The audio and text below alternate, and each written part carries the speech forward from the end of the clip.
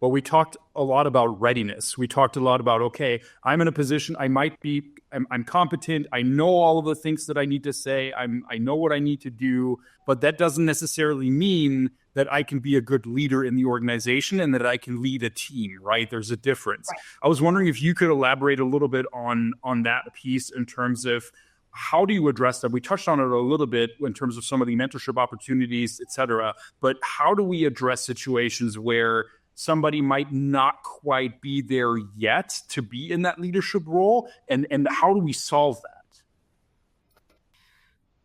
Well, I'm going to give you practical experience, and Richard can give you all of his theory. I mean, Richard is really the coach, but I'm going to give you you're in the thick of it.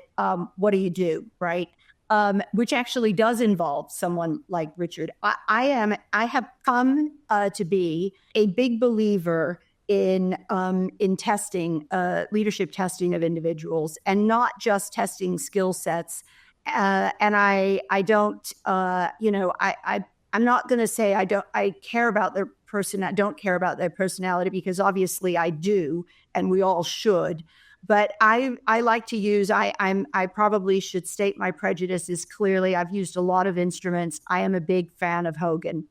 And the reason that I'm a big fan of Hogan and its panel of testing is it's simple. And what I really want to know about someone is what is driving them.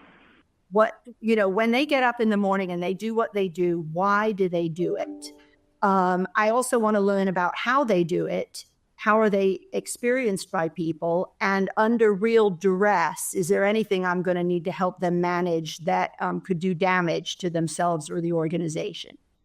But when I know what drives somebody, then I know how to motivate them, right? So not everybody is motivated by salary. For some, it's recognition. For some, it's leaving a legacy of people behind them who are competent. Like that was clearly a driver for Dr. Hochman, right? Leaving a very competent leadership behind. So then I know, and then what I can do is, this is if I'm working with an internal candidate, then, we recommend they get a 360 of some kind, so that you can see how other people perceive them and where are the consistency.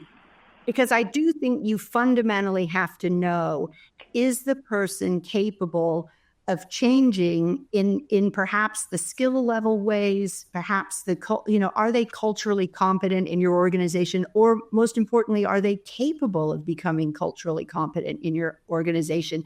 And then I kind of know what I have to work with. And, I can speak from my own experience, gray hair, obviously relatively much closer to retirement than I am to the beginning of my career. And so leaving my own leadership team in a good place is very, very important to me. And the people who I think have the most potential on that group, I have already put through, 2 years in advance of my departure, put through leadership testing, had Richard assess them, have been actively working with them on where they need to be and what they need to change about themselves. And then providing them opportunities to do that, to gain those skills through special projects or putting them in situations that they haven't been in before and maybe are uncomfortable. And then I'm speaking a little bit from personal experience here. The other thing you have to grace an internal candidate with is giving them the chance to change and acknowledging that they're changing and letting the old stories about them die.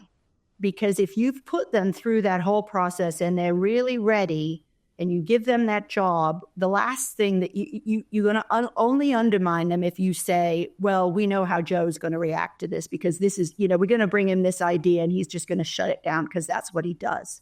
Well, maybe that's what he did, but it's not what he's doing. And so I do think with either internal or external candidates, but all the warts of an internal candidate, right? You know what you're getting. The other candidate, it's Christmas Day, you've opened the box, it's shiny, it's new. You really don't know that inside the Harry and David basket, that middle pair is rotten.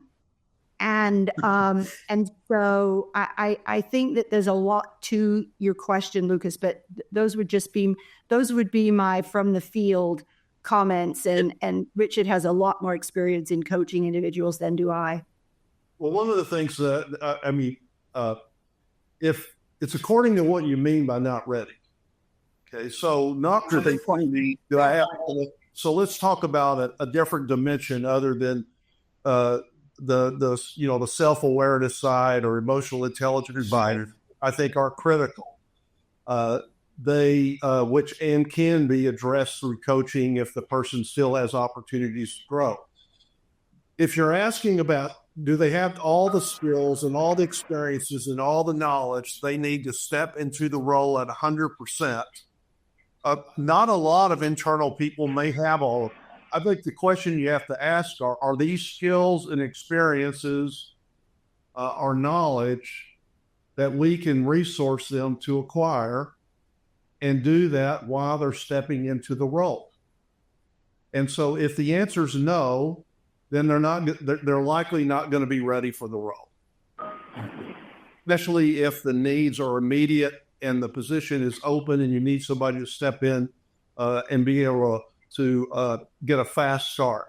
But if you can prop them up, if you can give them the opportunity and resource them, giving them chances to learn the things they need to learn, then a person that has good learning agility can step into a role at 80% or 75%, learn the things they do, and you typically don't have to worry about things like, are they a culture fit? Do they get along with others? You know that all. So I think there's an evaluation around experience, skills, and knowledge that has to take place, and what are the gaps? Yeah.